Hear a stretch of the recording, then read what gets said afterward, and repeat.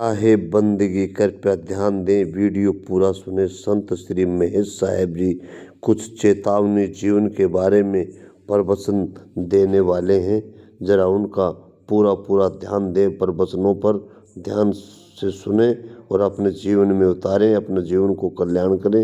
ये प्रयागराज की भूमि पे बड़े बड़े संत, बड़े श्रद्धालु आए हैं और अपने जीवन रेखा बताने समझाने आपको आए हैं। साहिब बंदगी भी आए हैं, पुण्य कमाने भी आए हैं, सेवा करने भी आए हैं।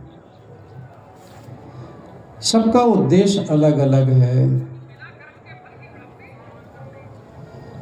पर साथ साथ सत्संग भी यहाँ चल रहा है। हर जगह देखो, पूरे मंच, पूरे छावनी में सत्संग चल रहा है। सबका अपना अपना उद्देश्य है। यह है सदगुरु कबीर साहब की छावनी। तो एक बार क्या करेंगे, जयकारा लगा दें। और जयकारा वो नहीं लगाएगा जिसके मुख में जीभ ना हो। और चीज में कंजूसी कर लेना, पर जयकारा में कंजूसी मत करना। सेव संतरा मौसम्बी का रस निकलता उसे कहते जूस, और जो सत्संग में जयकारा लगाए उसे कहते हैं, जोर से जयकारा बोलिए सदगुरु श्री अभिलाष साहेब की। धन्यवाद। 100 सोनार की ना, 1 लोहार की। आइए थोड़ी देर विचार। और थोड़ी देर क्या है, थोड़ी देर भी बहुत होती है। आप सभी जानते हैं, इतने प्रवक्ता, इतने श्रोता भी हैं। सदगुरु कबीर साहब की एक पंक्ति है, ध्यान देना। सदगुरु कबीर साहब की अपनी वाणी बीजक में व्यवहार, परमार्थ, सिद्धांत, सामाजिक, पारिवारिक सभी बातें कही है। सदगुरु कबीर साहब कहते, कहाँ लोग कहूँ युगन की बाता, और भूले ब्रह्म न चीने बाटा। बस इतनी सी पंक्ति काफ़ी है। उस दिन कहा था, आपन कर्म न मेटो जाई। सदगुरु कबीर साहब यहाँ कहते हैं कि कहाँ लोग कहूँ, कहाँ तक कहा जाए। और कहने वालों ने भी कितना कह दिए पहले, और अभी भी कह रहे हैं, आगे भी कहते रहेंगे। और सुनने वाले भी सुनते रहेंगे। कहने वाले में कोई कसर नहीं, पर सुनने वाले में बिल्कुल असर है। क्या कहाँ असर है, जहाँ के तहीं है। बदलाव आया, सेवा के लिए बुलाते हैं वहाँ, तो चलेंगे तो सोचेंगे जाएं कि नहीं जाएं, कितना समय लगेगा, कितना काम करेंगे, बहुत सोच समझ के जाते हैं। कुछ लोग पहुंचते हैं जो वास्तविक में भक्ति करने आए हैं, भजन कर रहे हैं। हाँ, भजन गाने वाले, प्रवचन करने वाले बहुत हैं, लेकिन उस पर चलने वाले बहुत कम हैं। तो ध्यान देना बात, सदगुरु कबीर साहब क्या कहना चाहते हैं।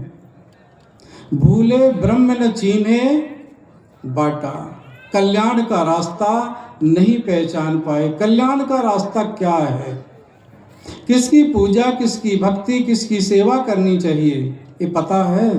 नहीं पता है। सदगुरु कबीर साहब बताते यहाँ पे, जड़ और चेतन। चेतन कौन है? जितने प्राणी हैं वे सब चेतन हैं, और जितने भी 5 तत्व हैं, पदार्थ हैं, वो क्या हैं? सबके सब जड़ हैं। हम जड़ की सेवा करते हैं, हालांकि ये शरीर भी तो जड़ है, लेकिन इसमें चेतन है। लोगों को आज तक के इसका भ्रम नहीं गया कि जड़ क्या है और चेतन क्या है। इसलिए सदगुरु को कबीर साहब कहते हैं, भरम बड़ा त्यों लोक में, भरम मंडा सब ठाव, कहीं कबीर पुकार के तुम बसे भरम के गाँव। सब भ्रमित है। भ्रम और भूल मिटाने के लिए तो ये सत्संग होता है ना।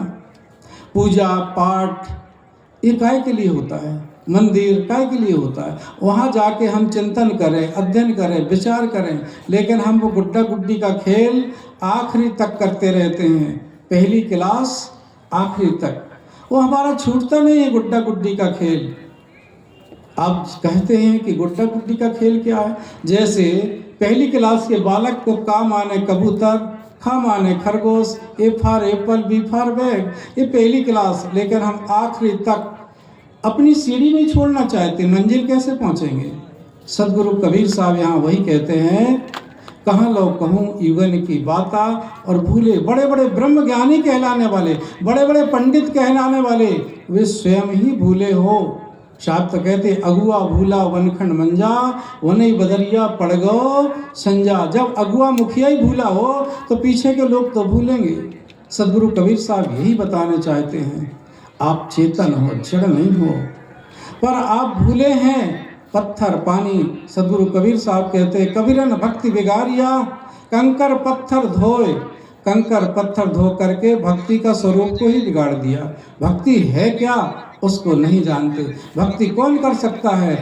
मानव मात्र भक्ति कर सकता। लोग कहते हैं महाराज भजन सेवा पशु भी कर सकते, नहीं कर सकते। कहते भैंस गाय दूध देती है तो वही तो सेवा करती है, नहीं सेवा नहीं करती।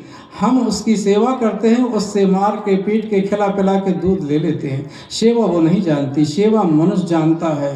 पर मनुष्य सेवा करने से अपनी भक्ति क्या करते हैं, बस थोड़ा सा दाल चावल, थोड़ा अक्षत पुष्प किसी फोटो पे चढ़ा दिए, किसी मंदिर पे चढ़ा दिए, नदी में डाल दिए, उसको भक्ति भजन समझ लेते हैं। सेवा ही असली भक्ति है, पर उसको हम जानते कहाँ हैं, आज तक नहीं जानते हैं भक्ति है क्या।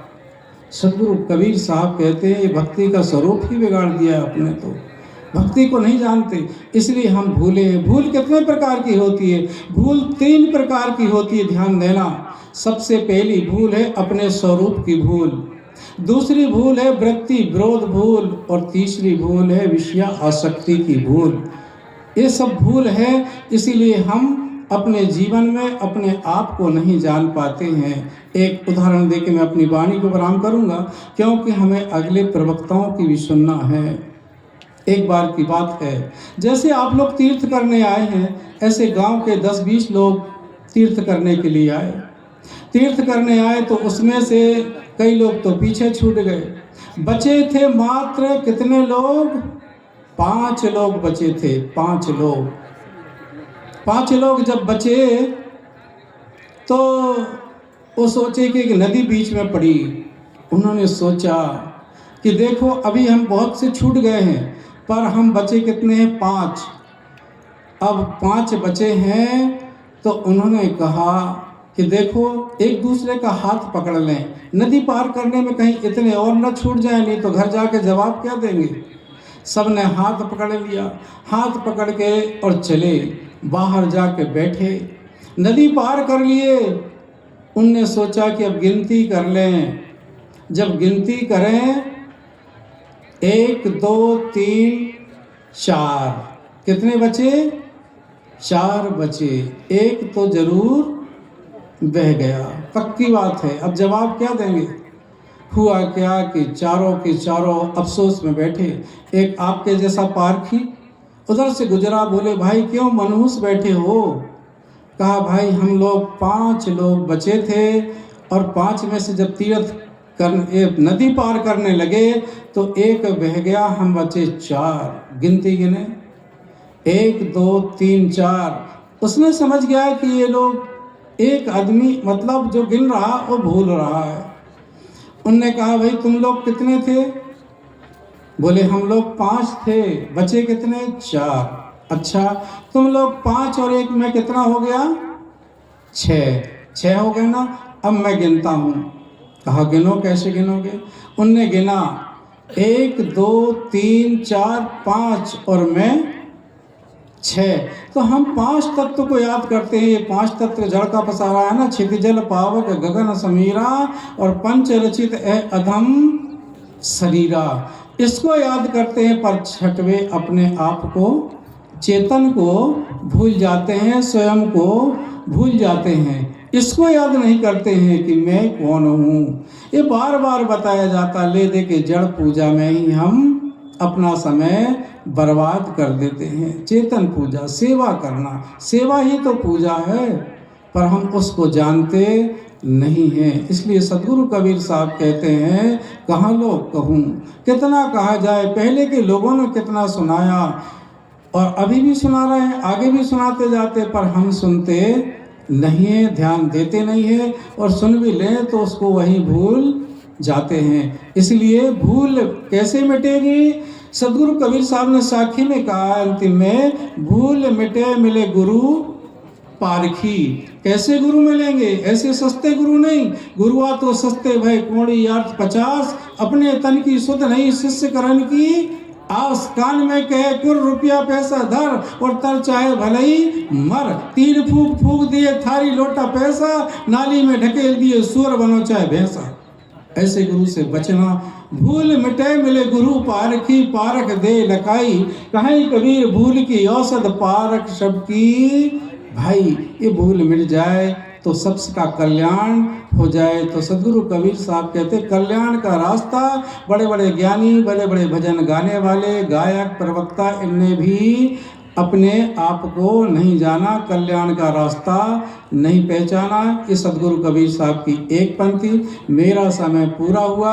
मैं तो ये भी कहता हूँ, कभी कभी संचालन करता हूँ तो गाड़ी वहीं रुकना चाहिए स्टेशन में। जो स्टेशन में गाड़ी रोके वो खिलाड़ी, और स्टेशन से आगे बढ़ा के रोके वो पूरा अनाड़ी। एक बार जयकारा बोलिए सतगुरुदेव की जय। धन्यवाद।